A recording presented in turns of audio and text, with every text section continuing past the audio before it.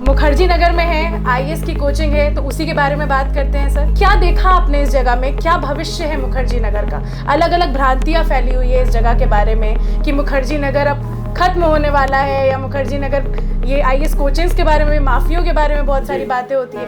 तो आपका इस पर क्या कहना है, हम ये जानना चाहेंगे। मुखर्जी नगर सिर्फ एक स्थान मात्र नहीं है, कई पीढ़ियों से लोगों की भावनाएं जुड़ी हैं। हम जैसे अनगिनत छात्रों ने, अभ्यर्थियों ने यहाँ बरसों बिताया है कि ये एक ऐसी जगह है जहाँ एक अलग ऊर्जा है। आज भी मेरे जो गूज़बम्स आ जाते हैं जब पहली बार मैं बिहार से चल के यहाँ आईएएस बनने की उम्मीद लेके आया था। एक से एक उन दिग्गजों को देखा जिनकी किताबें पढ़ा करता था, उनके साथ रूबरू उनको देखा कि मैं खुद भी उसी परिस्थिति से आया हूँ। उस परिवेश को देखा, कई बार प्रयास किया, फिर सफल नहीं हुआ। जितना अटेम्प्ट मुझे मिलना था वो पूरा हो गया। तो अब जब बैठकर मूल्यांकन करता हूँ, सियावलोकन करता हूँ ऊपर से कि कहाँ कमी थी, तो मैं ढूंढ पाता हूँ उन लूप होल्स को, और मैं बताना चाहूंगा इन लूप होल्स को अपने जो अगली पीढ़ी है जो मुखर्जी नगर की तरफ रुख कर रहे हैं। मुखर्जी नगर कल भी था, आज भी है और आगे भी रहेगा। नमस्कार दोस्तों, मेरा नाम है समीक्षा नारायण और आप देख रहे हैं द पिलर। मेरे साथ मौजूद हैं स्वच्छंद आईएएस के फाउंडर आलोक रंजन सर, और आज उनके साथ मैं उन्हीं के इंस्टीट्यूट में यहाँ पे बैठी हुई हूँ। मुखर्जी नगर जगह है, तो मुखर्जी नगर में है, आईएएस की कोचिंग है, तो उसी के बारे में बात करते हैं सर। आपने स्वच्छंद आईएएस की शुरुआत की मुखर्जी नगर में की, जो हब है आईएएस कोचिंग्स का। तो क्या लगता है कि क्या देखा आपने इस जगह में, क्या भविष्य है मुखर्जी नगर का?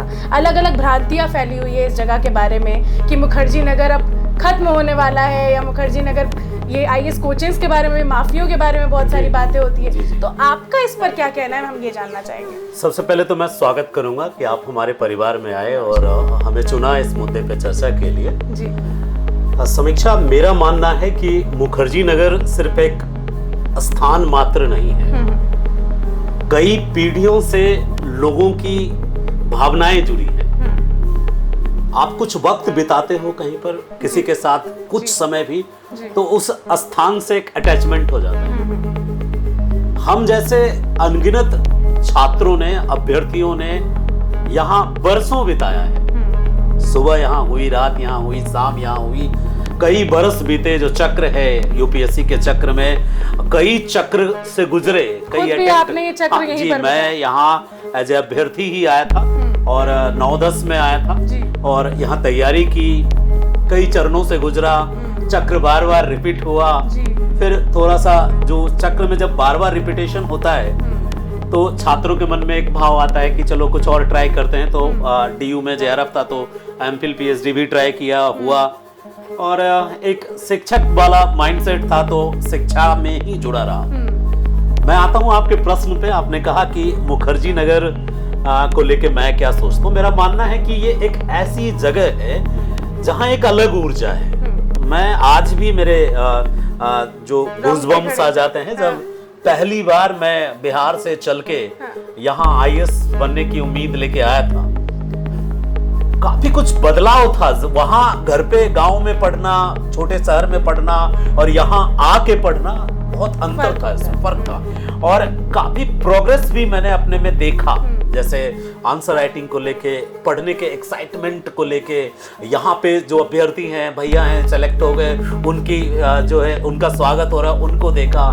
कई सेमिनार में एक से एक उन दिग्गजों को देखा जिनकी किताबें पढ़ा करता था, उनके साथ रूबरू उनको देखा।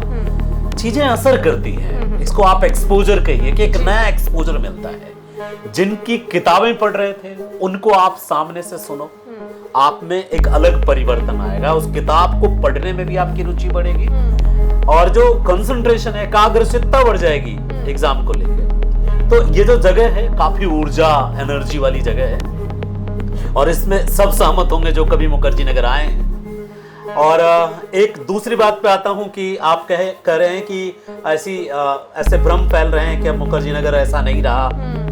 मैं कहूँगा मुखर्जी नगर कल भी था, आज भी है और आगे भी रहेगा। और मुझे जो ऊर्जा महसूस होती है, वर्तमान में प्रतियोगिता परीक्षा एकमात्र आधार बन गया है जीवन में सफलता का। हर छात्र प्रतियोगिता परीक्षा में सफल होना चाहता है। ऐसे में छात्रों को सही मार्गदर्शन की आवश्यकता है। और कोचिंग को लेकर के जो बातें चल रही हैं बाजार में, लोग तरह तरह की चर्चा करते हैं, मैं उस तरह से इसको नहीं देखता हूं कि बिल्कुल एक वाणिज्यिक रूप में इसको ना देख के मैं इस रूप में भी देखता हूं कि मैं खुद भी उसी परिस्थिति से आया हूं। उस परिवेश को देखा, कई बार प्रयास किया, फिर सफल नहीं हुआ। ये मैं अपना दुर्भाग्य मानता हूं, या कुछ कमियां रही थी जिसका मैंने मूल्यांकन किया, लेकिन अब चूंकि जो हमारा अभ्यास जो था, जितना अटेम्प्ट मुझे मिलना था वो पूरा हो गया, तो अब जब बैठकर मूल्यांकन करता हूं, सिहावलोकन करता हूं ऊपर से कि कहां कमी थी, तो मैं ढूंढ पाता हूं उन लूप होल्स को, और मैं बताना चाहूंगा इन लूप होल्स को अपने जो अगली पीढ़ी है जो मुखर्जी नगर की तरफ रुख कर रहे हैं, यहाँ आ रहे हैं। 2-3 बातें क्लियर कर देना चाहूंगा। मुखर्जी नगर अभी भी वर्तमान में सांस ले रहा है, जी रहा है, और अपने पूरे ऊर्जा के साथ जी रहा है। कभी शाम को आइए, मुखर्जी नगर में जो अभ्यर्थियों का एक हुजूम उमड़ता है, चाहे वो आप यहाँ जो चाय की दुकानें हैं वहां पर आइए या फिर किताब की दुकानों पर आइए, अभ्यर्थियों का जो मिलन होता है, वहाँ छात्र भी होते हैं, कभी कभी शिक्षक भी होते हैं, उन सबों की जो आपसी वार्तालाप होती है, चाय की दुकानों पे जो संपादक के पृष्ठों पर चर्चा होती है, वो सिलसिला अभी खत्म हुआ नहीं है। ये एक ट्रेडिशन सा बन गया है कि जब कोई अगला पीढ़ी अपने पिछले पीढ़ी को सुनता है तो पिछले पीढ़ी का एक डायलॉग होता है कि अब वो बात नहीं रही, हमारे जमाने में ये था। लेकिन मेरा मानना है कि ये जो अगली पीढ़ी है, इनके जमाने में भी काफी कुछ प्रोडक्टिव चीजें हो रही है। आपने हुजूम और ऊर्जा की बात की, आप मुखर्जी नगर आए, आपने मेहनत की, आईएएस भले क्रैक नहीं हो पाया, लेकिन आपने एक दूसरी डायरेक्शन ढूंढी। आपने सोचा कि शिक्षा के क्षेत्र में, क्योंकि आप पढ़ा सकते हैं, आप इतना अच्छा पढ़ाते हैं, लोग आपसे जुड़े हुए हैं, तो आपने वो डायरेक्शन चुन ली। लेकिन आपको नहीं लगता कि वो ऊर्जा जो ढूंढने बाकी भी कई हजार लाखों छात्र यहाँ पर आते हैं, वो नहीं ढूंढ पाते हैं और फिर निराश हो जाते हैं? देखिए, भटकाव स्वभाव है। जब मानव सभ्यता विकसित नहीं हुई थी तो मानव भी एक फूड गैदरर था, भटकता था वनों में, जंगलों में। लेकिन भटकाव के दौरान कुछ न कुछ हासिल हो जाता है। भटकाव से बचने का तरीका मैं ये बताना चाहता हूँ, जो अभ्यर्थी गांव से इस उम्मीद से चल के आते हैं मुखर्जी नगर, कि आते के साथ तुरंत निर्णय मत लीजिए, किन्हीं के जो बहकावे में मत आइए, किन्हीं को सुन के, रील देख के केवल प्रभावित होकर मत आइए। यहाँ आके पहले कुछ समय बिताइए, अभ्यर्थियों को सुनिए, केवल उनको सुनिए नहीं, हो सकता है कि वो भी कहीं आपको पहुंचाना चाह रहे हो, तो आप उस पर चिंतन कीजिए। और आप अधिकारी बनना चाहते हैं तो चिंतन और लोगों की बातों पर मंथन, दोनों के माध्यम से कुछ निर्णय तो लेने की क्षमता आएगी। निर्णय लीजिए और किसी बड़े ट्रैप में मत फंसिए कि 2.5 लाख, 3 लाख, 2 लाख। आप वो जो परंपरा है कि कम से कम गुरु दक्षिणा से शुरुआत करने की, कोई एक सेक्शन ही लीजिए ना, पूरा एक बार पूरा पैकेज लेने की क्या जरूरत है? आप जीएस ले लीजिए, आप ऑप्शनल ले लीजिए, या फिर कोई दूसरा सेक्शन छोटा ले लीजिए, या सेमिनार जो होता है उसमें जाइए, और जो छात्र हैं उन सब से, सीनियर से सुनिए, समझिए, फिर निर्णय लीजिए। तो एक शुरुआत करना बहुत जरूरी है किसी भी उसके लिए। बिल्कुल। आपने कहा सीनियर से जैसे बात करते हैं यहाँ पे, मतलब पुराने जो ऑलरेडी अटेम्प्ट्स अपने दे चुके हैं, उनको एक एक्सपीरियंस तो हो ही जाता है, भले अटेम्प्ट शायद ना निकल पाए, बट नॉलेज मिल जाती है। तो उस नॉलेज को हम दूसरे फील्ड्स में भी तो यूज कर सकते हैं। क्यों सिर्फ मतलब ये धारणा बनी हुई है इंडियन सोसाइटी में कि सिर्फ यूपीएससी ही ऑप्शन है या आईएएस बनना ही ऑप्शन है, वरना फिर आप पीछे कहीं ना कहीं रह जाते हैं भीड़ से? देखिए, जीवन में ना एक लक्ष्य तो तय करना होता है, और जब आप लक्ष्य तय करते हैं तो उसको पाए बिना एक कसक सी रह जाती है। अब जो मैं हूँ या मेरे जैसे अभ्यर्थी हैं, उनके जीवन में एक कसक सी है कि मैं खुद को ये मान के चल रहा था कि मैं अधिकारी बन सकता हूँ, लेकिन किसी कारण से, या मेरी कमियां थी और सही समय पे मूल्यांकन नहीं हो पाया, मैं चीजों पे अमल नहीं कर पाया, कुछ कमी रही, मैं नहीं बन पाया। अब मैं लाख कुछ करूं, लेकिन वो जो संतुष्टि है, वो वाली संतुष्टि जो मैं तलाशता रहा बरसों तक, वो तो मिलना मुश्किल है। तो मेरा आपको नहीं लगता कि हो सकता है कि लाइफ ही आपको इस वे से लाई हो ताकि आज आप बाकी हजारों छात्रों के काम आ सके? जी, मैं सहमत हूँ आपसे। मैं जो अभ्यर्थी कई अटेम्प्ट देने के बाद भी सफल नहीं हो पाए हैं, उनको ये एक मैसेज मैं देना चाहूंगा कि निराश नहीं होना है। बहुत मुखर्जी नगर में पोटेंशियल है। आप अपनी ऊर्जा का दूसरे रूप में भी प्रयोग कर सकते हैं।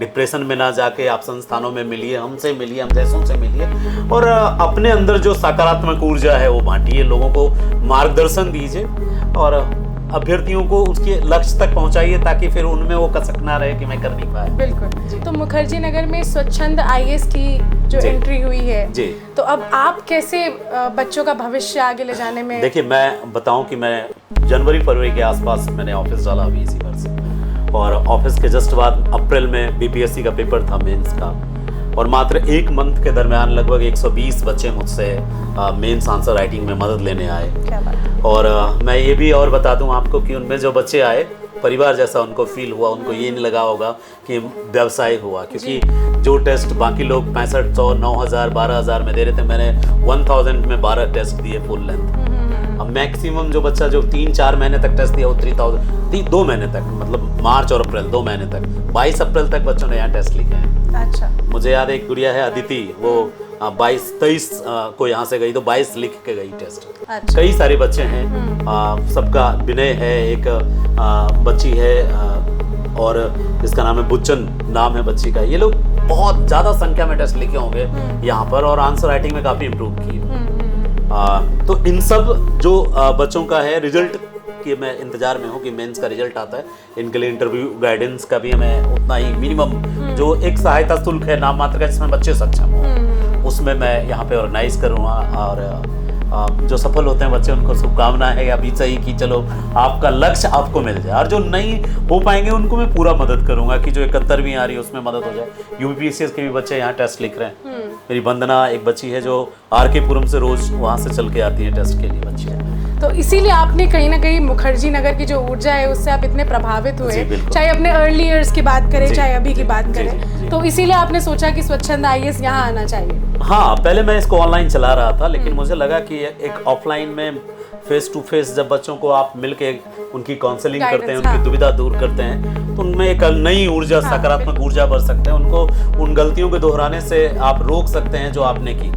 अभी मैं यूपीएससी का मेंटोरशिप चलाता हूँ, अभी कुछ बच्चे बैठे भी हैं क्लास में। अब इन बच्चों का है कि कई तरह के भटकाव इनके मन में थे, फी को लेके भटकाव था, कुछ ऐसे सीनियर मिल गए जो एजेंट थे जो इनको गुमराह कर रहे थे कि तैयारी का डायरेक्शन कहीं और ले जाना चाहते थे। तो जब बच्चे आए हमसे शेयर किए, काफ़ी जब उनको क्लियर हुआ कि नहीं सही रास्ता कौन सा है, ये है, इस तरह से हम तैयारी कर सकते हैं। कई बच्चे ऐसे भी आते हैं जिन्होंने मेंस लिख रखा है, वो हमसे डिस्कस करने आते हैं कि सर हमें आंसर चेकिंग में रखें या फिर क्वेश्चन फ्रेमिंग में रखें। फिर उनसे जब शेयर करता हूँ फीलिंग तो बताते हैं कि सर कोचिंग हम लोग ऐसा देख रहे हैं जहाँ पे डायरेक्ट जो है हमें जो मेंटोर्स हैं उनसे डिस्कशन हो, वो हमें गाइड करें, जो फैकल्टी हैं जो सही से गाइड कर पाएँ। ये सारी फैसिलिटी मुखर्जी नगर में अभी भी जिंदा है और कई सारे नए संस्थान, केवल मेरा ही नहीं, कई अनगिनत संस्थान नए आए हैं। ये वे लोग हैं जो पहले किसी न किसी बड़े बैनर में पढ़ा रहे थे, अब बड़े बैनरों ने सरेंडर किया, जगह चेंज किया। ये उनका अपना प्रयोग है, हो सकता है कि वो सफल हो सकता है कि फिर लौट के जो है यही उनको आना हो। ऐसा भी हुआ है, पहले इतिहास साक्षी है, कहीं गए और फिर लौट के यही आए। तो मुखर्जी नगर एक चुंबक है, ऊर्जा है यहाँ पे और खींच ही लाएगा। जी बिल्कुल खींच लाएगा। और जो बच्चे प्लान कर रहे हैं वो निस्संदेह आए। यहाँ पे लॉजिंग फूडिंग अब पहले की तुलना में सस्ता हो चुका है। अच्छा। अफवाहों का एक सकारात्मक पक्ष भी है जी। इससे क्या हुआ कि कुछ बच्चे इधर उधर गए तो जो यहाँ के लैंडलॉर्ड्स जो कल को बहुत ज्यादा रेंट ले रहे थे अब उन्होंने कम किया। अब नेहरू विहार, गांधी विहार में 4000 में भी कम, कहीं ना कहीं क्योंकि को डिपेंडेंसी है। बिल्कुल बिल्कुल, बच्चों के ऊपर वो डिपेंडेंट है और बच्चे उन पर डिपेंडेंट है। इकोनॉमी, इस पूरे एरिया की इकोनॉमी डिपेंड करती है, तो एक दूसरे का ख्याल रखना। फी कम हुआ है कोचिंगों का भी, जब से नए प्लेयर्स हमारे जैसे मार्केट में आए हैं। तो बड़े वाले जो कल तक 70,000 60,000 ले रहे थे नॉर्मल कोर्सेज के लिए, पीसीएस के लिए, आईएएस वाले कोर्सेज में भी ये बहुत सारे नए आए हैं। आयाम की बड़े संस्थान जो बन बैठे थे पहले, जिनकी मनमर्जी चलती थी, अब उन्होंने अपनी फी कम की है। बिल्कुल। तो नए प्लेयर्स का आना भी जरूरी होता है मैदान में। तो कुछ अपडेट्स हुए हैं लेकिन सकारात्मक रूप से हुए। उन बड़े प्लेयर्स जो हैं वो भी अब थोड़ा समझ रहे हैं, ग्राउंड पे आ रहे हैं कि नहीं कंपटीशन बढ़ रहा है। बच्चे भी आ रहे हैं, ऐसा नहीं कि मुखर्जी नगर वीरान हो गया, ये सब बस व्यूज पाने की अफवाहें हैं। वीरान नहीं हुआ है, आइए कभी शाम को और देखिए, यहाँ श्रीमान चाय वाला है और संदीप दलिया वाला है मॉर्निंग में, वहाँ देखिए आपको छात्रों का एक हुजुम दिखेगा, उसमें शिक्षक भी दिखेंगे, उनके बाद आपसी वार्तालाप भी दिखेंगे। कई पुस्तकालय हैं जहाँ पे बहुत बेहतरीन तरीके से बच्चे पढ़ रहे हैं, तैयारी कर रहे हैं। तो उम्मीद है कि चीजें सब कुछ सही होगी और जून से चीजें बहुत पॉजिटिव वे में चलेंगी। तो ये हैं आलोक रंजन सर, और जितनी बाखूबी से इन्होंने हमारे सवालों के जवाब दिए उतनी ही बाखूबी ये पढ़ाते भी हैं। तो स्वच्छंद IAS से आप जुड़ें अगर आप यहाँ प्रिपरेशन के लिए आ रहे हैं। और जैसा कि इन्होंने कहा कि बच्चे आते जाते रहेंगे, अधिकारी बनते रहेंगे, लेकिन मुखर्जी नगर जो है वो यही है और वो यही रहेगा, और वैसा ही इसका जो जोश है और यहाँ की जो ऊर्जा है वो वैसी ही बनी रहेगी। तो आइए कभी मुखर्जी नगर और बिताइए कुछ पल।